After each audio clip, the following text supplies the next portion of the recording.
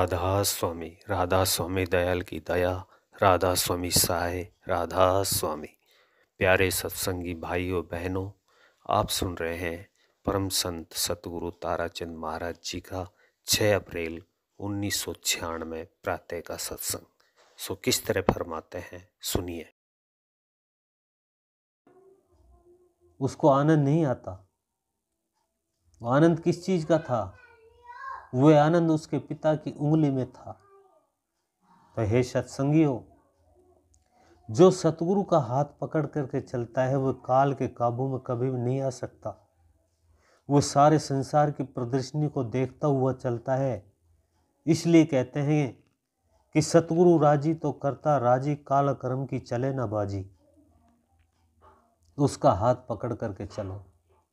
जैसे बच्चा अपने पिता के हाथ की उंगली पकड़ करके प्रदर्शनी को देख रहा था, पर उंगली के छूटते ही रोने लग गया, चिल्लाने लग गया कि मेरे पिता कहाँ गए, मेरे पिता कहाँ गए।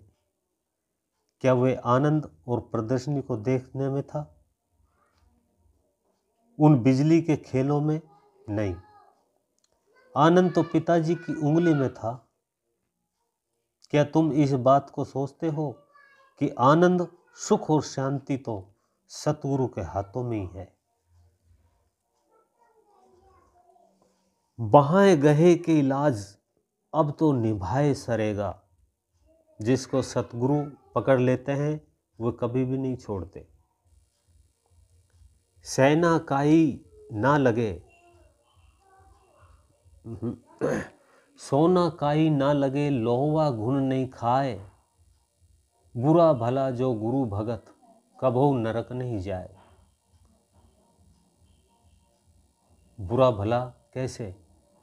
चाहे वह गंदे कर्म भी करता है, पर वह सतगुरु की निंदा नहीं सुनता है, वह उसकी बुराई नहीं सुनता है।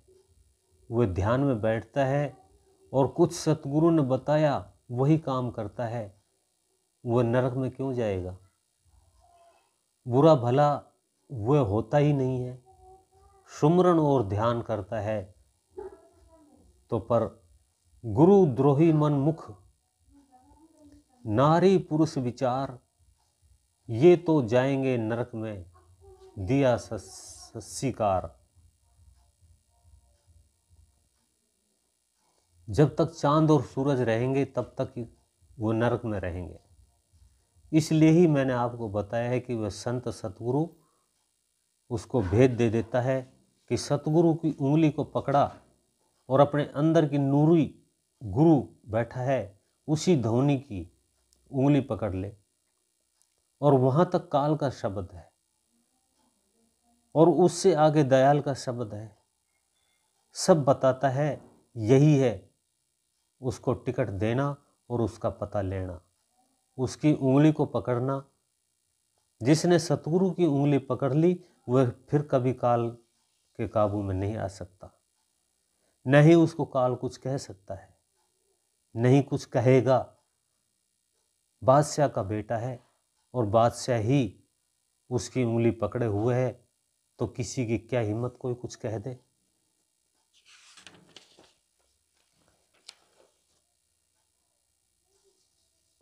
उसको तो सब प्यार करेंगे, बल्कि कोई न उसको गोदी में उठा करके कहेगा कि महाराज ये तो हार गया, या पूछेगा कि क्या उसको गोद में ले लूं। बादशाह अगर कहता है अरे चल भाई, फिर भी वह कहेगा नहीं नहीं महाराज, ये हार गया है, थक गया है, राजकुमार है। तब उसी तरह से जिसने सतगुरु की उंगली पकड़ ली है उसके आगे बड़े बड़े मंत्री भी झुक जाते हैं। पर तुम सतगुरु की उंगली नहीं पकड़ते हो, तुम छोड़ देते हो। जिसने उस राधा स्वामी दयाल की उंगली पकड़ ली, सब कुछ उसके आगे झुक जाता है। उस राधा स्वामी दयाल की उंगली को छोड़ो मत, पकड़े रहो। वह हमारी माँ है, हमारा पिता है, हमारा सतगुरु है। पर तुमने राधा स्वामी दयाल तो नहीं देखा है। रामायण तो सुनी होगी।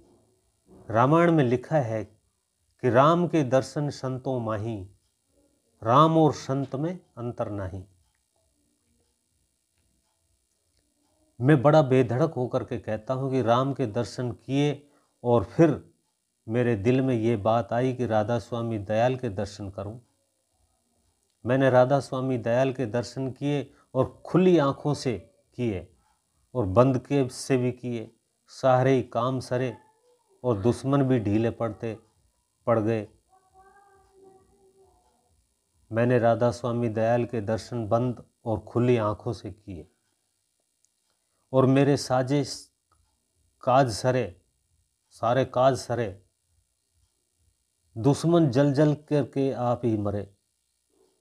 वह राधा स्वामी दयाल हाजिर नाजिर रहता है, उसके तुम दर्शन कहाँ करते हो? करते ही नहीं हो। जैसे मैंने पहले दोहा कहा था कि सतगुरु राजी तो करता राजी, काल कर्म की लगे ना बाजी। जिन्हें मुंह पिटवाने की आदत है वे तो रोज ही शास्त्रों और वेदों में मुंह पिटवाते रहते हैं। वो उभर नहीं सकते, गिर जाते हैं। मुंह पिटवाने की आदत हो जाती है। मिसाल याद आ गई, कोई साधु था, उसके पास में कोई अमीर चला गया। कथा हो रही थी और उस कथा में एक प्रश्न आ गया वैराग्य का। उसने घोड़े को वहीं छोड़ दिया और उसकी काठी समेत सब कुछ ही वह साधु बन गया। 12 साल के बाद वो वापस उसी जन्म भूमि में आया तो उसने कहा कि ये शहर तो सारा ही उजड़ गया। किसी ने जवाब दिया, नहीं, ये तो बड़ा गुलजार बस रहा है। उसने कहा, मैंने तो सोचा था कि ये उजड़ गया है। उसने कहा, नहीं जी। अब उसने कहा कि उस जगह पर कथा बचती है, तो उसने कहा कि वह तो उस जगह पर उसी तरह बचती है। उसको आश्चर्य हुआ कि यूं ही बचती है कथा। उसने कहा कि हाँ, अरे मूर्ख, तुम तो कहीं से कुछ भी नहीं हो। मुझे तो उस शास्त्र का एक चपट सा लगा था, मुझे तो आज तक होश नहीं आया। इसी तरह से साधु का, सतगुरु का ज्ञान भी एक चपट ही होता है।